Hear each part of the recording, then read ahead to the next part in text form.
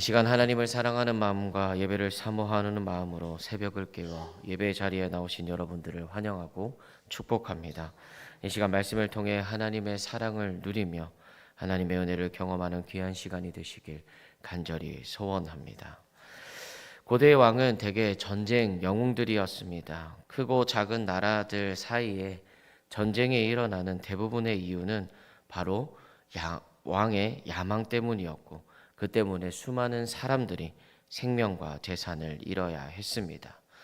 오늘 말씀에서는 세상의 여러 왕들보다 훨씬 더 강한 존재가 등장을 하는데요.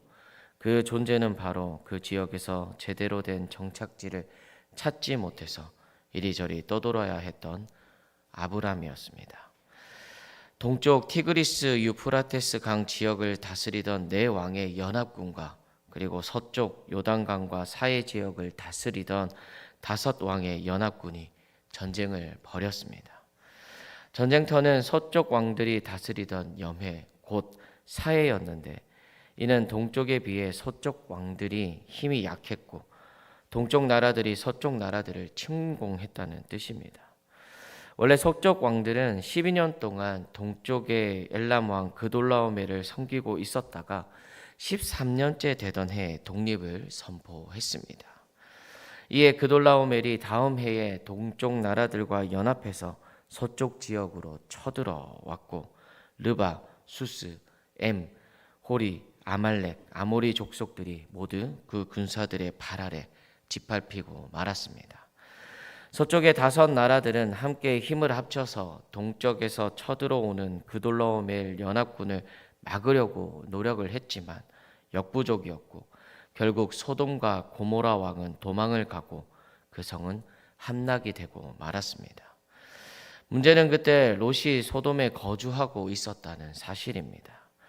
롯은 아브람을 떠날 때 그 땅이 너무나도 풍요로워 보였기 때문에 소돔 지역을 선택했지만, 사실상 그곳은 전쟁의 땅이자 재물을 빼앗기고 포로가 되는 땅이었음이 드러나고 있습니다.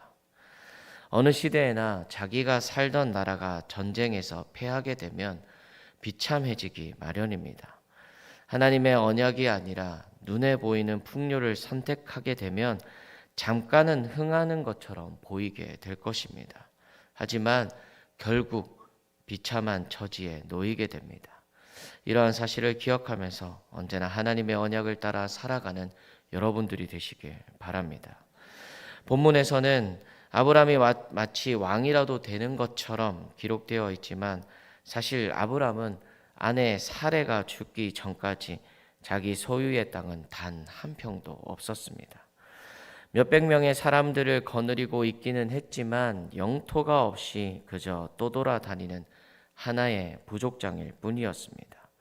그리고 그는 헤브론에서 마므레라는 아모리 족속의 족장과 동맹을 맺고 그 땅에 거주하고 있었습니다. 말하자면 마므레 땅에 살고 있던 세입자였던 셈입니다. 그런데 아들이나 다름없이 생각하며 함께 지냈던 조카 롯이 포로로 잡혀갔다는 소식을 듣게 되자 앞뒤 가리지 않고 즉각 자기 집에 있던 318명과 함께 쫓아갑니다. 318명은 그돌라오멜이 이끄는 연합군에 비해서 상당히 적은 숫자입니다. 그러나 이들은 두려워하지 않고 북쪽의 단까지 쫓아갔을 뿐만 아니라 그 군대를 쳐부숩니다. 그 상황이 자세히 기록되어 있지는 않지만 크고 기적적인 승리라 하지 않을 수 없습니다. 또한 거기서 멈추지 않고 다메섹 왼편 호박까지 가서 모든 빼앗긴 재물을 도로 찾고 잡혀갔던 롯과 그의 가족 친척까지 다 구출하는 놀라운 전적을 세우게 됩니다. 이것은 모두 하나님께서 아브람과의 언약을 기억하시고 또 그를 지키시고 보호하신 은혜의 결과물이었습니다. 그동안 아브람의 모습은 애굽에서 두려워하며 사례를 누이라 속이던 모습이었지만, 이 말씀 안에서 그런 모습은 전혀 찾아볼 수가 없습니다. 아브람이 그돌라오멜 군대를 이길 것이라고 그 누구도 상상하지 못했을 것입니다. 하지만 세상의 그 어떤 군대도 하나님의 권능에 대적할 수는 없습니다. 아브라함과 함께 하셨던 하나님께서 바로 우리 하나님이십니다. 하나님께서 우리와 함께 하시면 우리는 그 무엇도 두려워할 것이 없는 최강자가 될 수가 있습니다. 이러한 믿음을 가지고 세상에서 담대히 살아가면서 승리의 삶을 살아가는 여러분들이 되시길 간절히 소원합니다.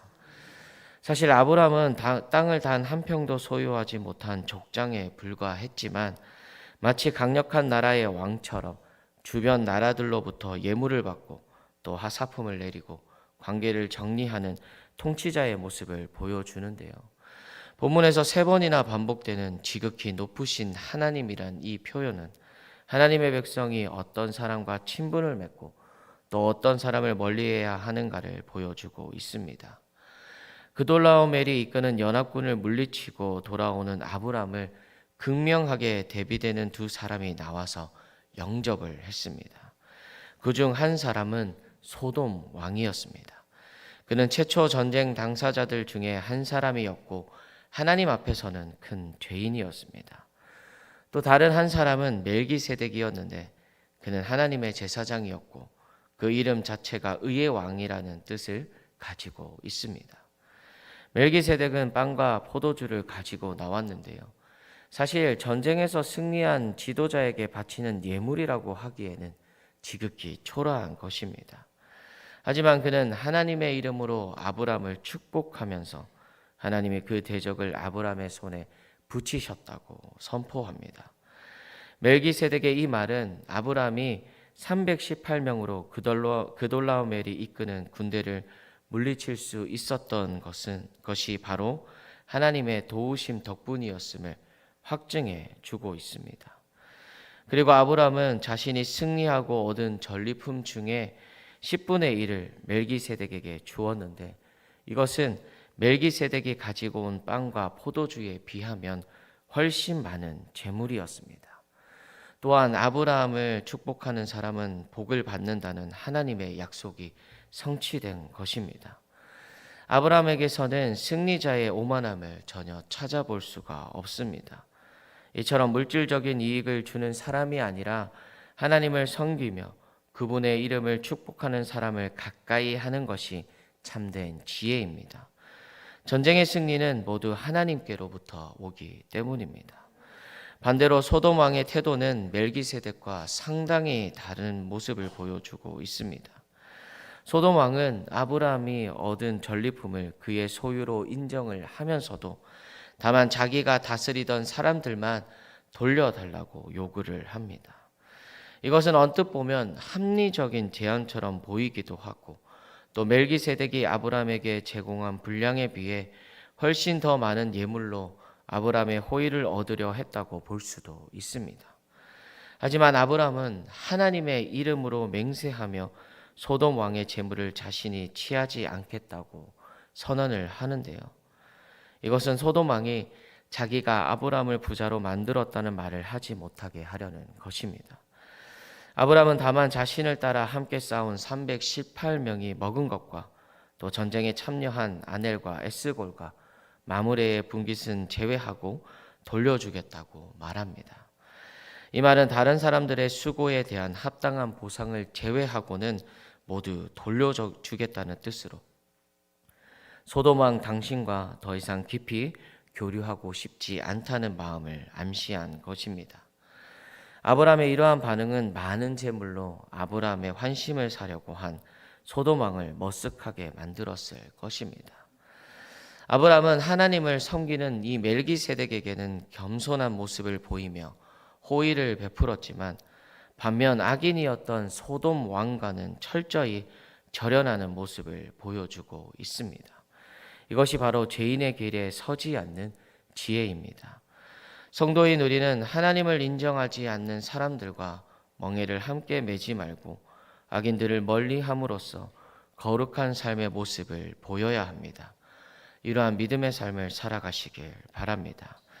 아브라함은 어떤 사람을 귀하게 여기고 또 어떤 사람을 멀리해야 하는지 너무나도 잘 알고 있었습니다.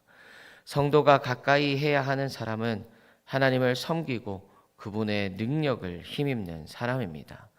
내게 무엇인가를 주는 사람보다 나를 위해 진심으로 기도해 주는 사람입니다. 세상에서 성공한 사람이 아니라 의롭고 경건한 사람입니다.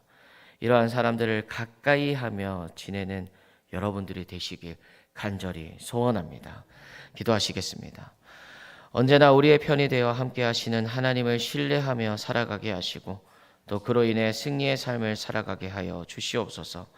또한 하나님 앞에 신실한 사람과 함께 믿음의 여정을 살아갈 수 있도록 하나님 인도하여 주시옵소서. 이 시간 하나님 앞에 감사하는 마음으로 그리고 작정하는 마음으로 귀한 예물을 드립니다.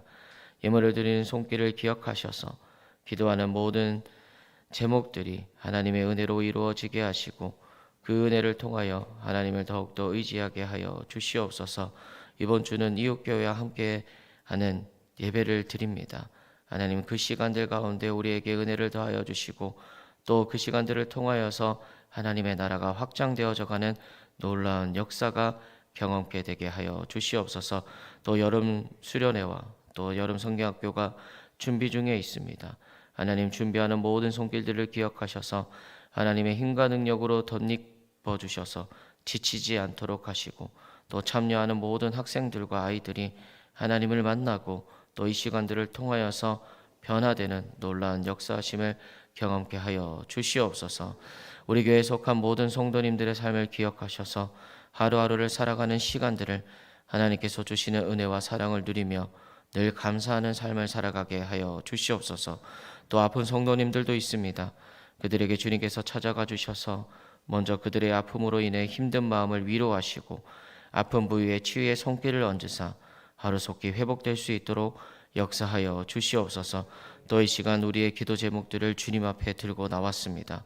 온전히 주님만 의지하며 우리의 근심과 걱정 모든 짐들을 주님께 맡겨드리오니 이 모든 것들을 해결해 주시고 도맡아 주시옵소서. 오늘도 주님과 함께 동행하며 하나님의 은혜와 사랑을 누리는 귀한 믿음의 삶이 되도록 하실 줄 믿으며 예수님 이름으로 기도드립니다. 아멘.